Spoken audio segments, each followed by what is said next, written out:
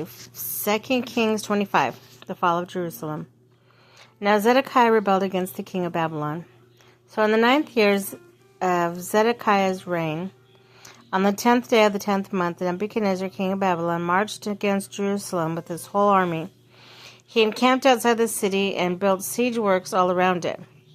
The city was kept under siege until the 11th year of King Zedekiah.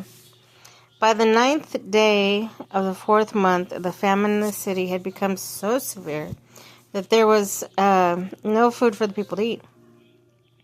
The city wall was broken through, and the whole army fled at night through a gate between two walls near the king's garden. Though the Babylons were surrounding the city, they fled towards the Arabah. But the Babylon army pursued the king and overtook him on the plains of Jericho. All his soldiers were separated from him and scattered. And he was captured, he was taken to the king of Babylon at Riblah, where sentence was pronounced on him. They killed the sons of Zedekiah before his eyes. Then they put out his eyes, and bound him with bronze shackles and took him to Babylon. On the 7th day of the 5th month, the 19th year of the Nebuchadnezzar, king of Babylon, Nebuzaradan, commander of the imperial guard, an official of the king of Babylon, came to Jerusalem. He set fire to the temple of the Lord, the royal palace, and all the houses of Jerusalem. Every important building he burned down. God, they're always burning down, man. The whole Babylonian army, under the commander of the imperial guard, broke down the walls around Jerusalem. Nebuzaradan, the commander of the guard, carried into exile the people who remained in the city, along with the rest of the populace and those who had deserted the king of Babylon. But the commander left behind some of the poorest people of the land to work in the vineyards and fields. The Babylonians broke up the bronze pillars and the movable stands of the bronze sea that were at the temple of the Lord, and they carried the bronze to Babylon. They also took away the pots, shovels, wick trimmers, dishes, all the bronze articles in the temple service. The commander of the imperial guard took away the censers, the sprinkling bowls, and all that were made of pure gold or silver. The bronze from the 2 pillars and the sea and the movable stands which Solomon had made for the temple of the Lord was more than could be weighed. Each pillar was 18 cubits high. The bronze capital on top of the pillar was 3 cubits high and was decorated with network and pomegranates of bronze all around. Another pillar with its network was similar.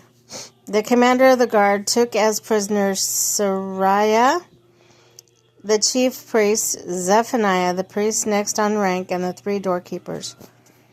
Of those still in the city, he took the officers in charge of the fighting men and 5 royal advisors. Kitty! He also took the secretary. I don't know why she's being like that. Come here, kitty. Who was chief officer in charge of conscripting. They act like there's... Poor lonely thing. 60 of the conscriptors who were found in the city.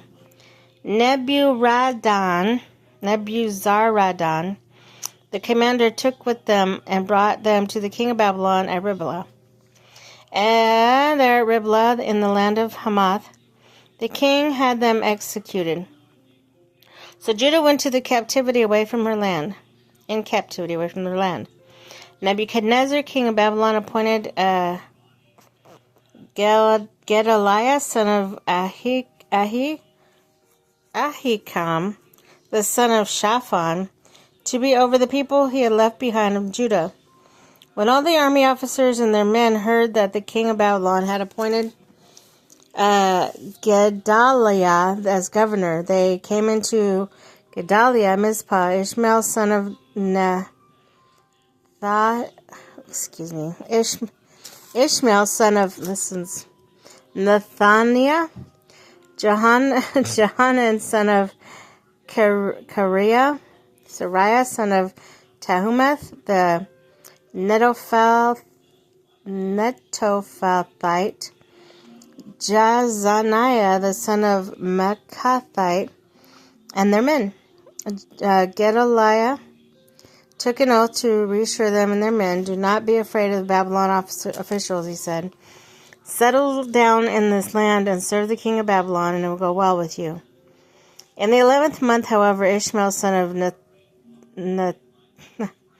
Nethaniah, the son of Elishama, who was a royal blood, came with 10 men and assassinated Gedaliah and also the men of Judah with the Babylonians who were with him at Mizpah. And at this, all the people from the least to the greatest, together with the army and officers, fled to Egypt for fear of the Babylonians. Jehoiakim released. In the 37th year of the exile of Jehoiakim, king of Judah, in the year of Marduk became the king of Babylon, he released Jehoiakim, king of Judah, from prison. He did this on the 27th day of the 12th month. He spoke kindly to him and gave him a seat of honor, higher than those of the other kings who were with him in Babylon. So Jehoiakim put aside his prison clothes, and for the rest of his life ate regularly at the king's table. Day by day the king gave Jehoiakim a regular allowance as long as he lived.